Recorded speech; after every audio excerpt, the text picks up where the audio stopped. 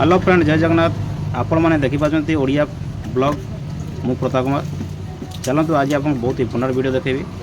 जदि गायर थन फुली टाण हो क्षीर दौन तो आप कौ मेडिसिन व्यवहार करेंगे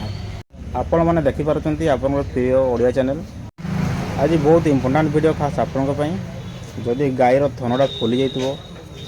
कि गायर थन जदि टाइट हो जाइए आपण मैंने कौ मेडिसिन व्यवहार करेंगे ये देखुं पेंडिस्टिन एसएच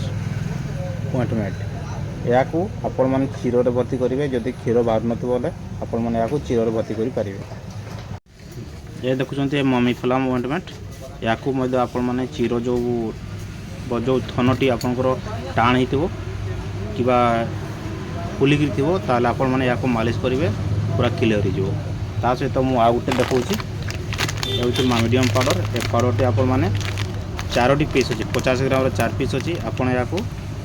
डेली गुटे गुटे खावा देवे सांग मैंने यही वीडियो विषय में आपको पूरा जानकारी दूसरी वीडियो पूरा देखूँ भल लगे निश्चय सब्सक्राइब करदे और लाइक निश्चय करेंगे शेयर करेंगे भूलें कार उपकार हो पाए सांग मैंने आपण जदि गायर थन जदि फुली तो देखो थन चित्र अच्छी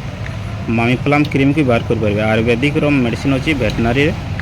तो 50 ग्राम अच्छी फॉर एक्सटर्नल यूज ओनली आपण मैंने बाहर प्रयोग करेंगे कंपनी देखो इंडियन हर्बल्स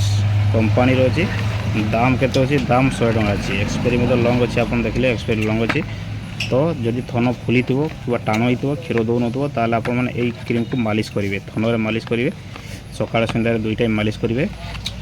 और ता सहित आपने पेंडिसिन एसएच ऑइंटमेंट हो 5 ग्राम अच्छी या आपने क्षीर में पुश करेंगे 40 टका 50 ग्राम अच्छी या आप क्षीर ही पुश करेंगे बुझिपारे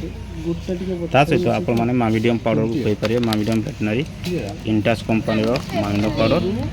50 ग्राम पाउच अच्छी 4टी अच्छी ता भितर आप डेली गुटे गुटे 4 दिन खाया देवे तार दाम हो 300 टका 4 पीस को दाम 300 टका आपण मैंने जब वेटनारी हॉस्पिटल को जी ताले वेटनारी डॉक्टर यही सब लिखुंट मुझे आपको देखईदेवी प्रूफ देखईदेवी केमी लिखी केमती यूज करने कही सांग मैंने थन जदि गायर जदि थन फुली दो आपण मैंने यही मेडिसिन को देवे पेनिसिलिन एसएच ऑइंटमेंट लिखाई मामीफ्लाम लिखाई मामिडियम ये हूँ पेनिसिलिन एसएच ऑइंटमेंट और मामीफ्लाम क्रीम एवं ए मामिडियम इंटास कंपनी ये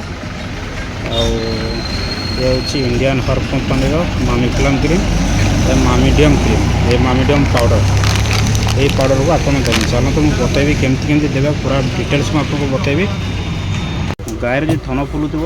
हेले मुझे वेटनारी मेडिसिन आपको बताऊँगी बहुत भल मेडिसिन जब भल लगे निश्चय शेयर करेंगे और सब्सक्राइब करेंगे भूलें मु Pratap Kumar hospital prescription for a cow थन जदि फुली जाइए थन कि थनटा थनटा कि फुली क्षीर बाहर नहीं क्षीर बाहर खाली फुलिकी अच्छी फुलिकी अच्छी क्षीर बाहर टिके हल्का क्षीरटा छेना छेला भाया हल्का बेसी नहीं बेसी है हल्का हल्का हो तो से एटा केमती कहले एटा क्षीर ढुके देबो कहले एटा क्षीर रे भर्ती करबे ना आउ एटा होची क्षीर रे तार थन रे मालिश करबा पई तो गुटे निया है एटा दे जंदी मालिश करबा पई हला ना आउ एटा होची खोया पई दे जंदी हैं एडी 4टा पॉकेट अछि बुझले ना 50 ग्राम रो 4टा पॉकेट अछि तो डेली गुटे गुटे करी आपन देबे ताको हला 4 दिन जो तार डोजटा अछि हैं तो तार थनटा फुलटा कमी जो किंतु एटा मालिश करबे एटा हला आ एटा डेली गुटे गुटे क्षीर रे मारबे आ हैं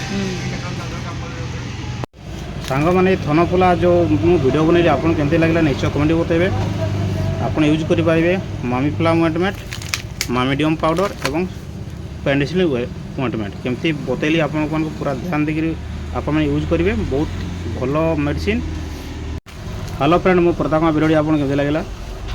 ओडिया ब्लॉग मु प्रताप कुमार आपन को बहुत भल लगी वीडियो मामिडियम पाउडर एवं पेनिसिलिन एसएच ऑइंटमेंट एवं मामीफ्लाम ऑइंटमेंट या व्यवहार करूँ जदि थनटे फुली थो कि थनटे टाणी थो ताले आपण मैंने या व्यवहार करेंगे जान तो वीडियो भल लगी था जब सब्सक्राइब कर दिंतु मु प्रताप कुमार आपन को बहुत भल भल वीडियो पोस्ट करी।